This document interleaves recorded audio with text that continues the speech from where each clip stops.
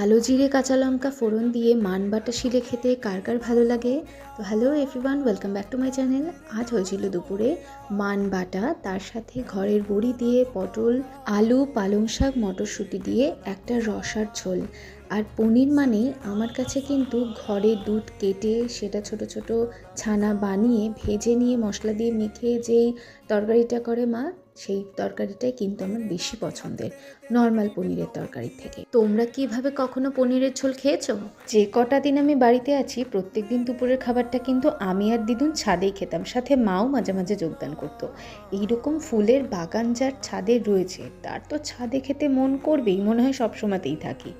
বিকেলে গেছিলাম শাড়ি কিনতে, লাল শাড়ি আমার বিয়ের পর থেকে একটাও কেনা হয়নি, তো সেই জন্য একটা নিয়েছি লাল শাড়ি। তোমরা গেস করো কোনটা নিয়েছি। আর সাথে হলুদ রঙের উলের টপটা আর একটা ব্ল্যাক কালারের লং সোয়েটারটাও নিয়েছি। চলো দেখা হচ্ছে নেক্সট ভিডিওতে, টাটা।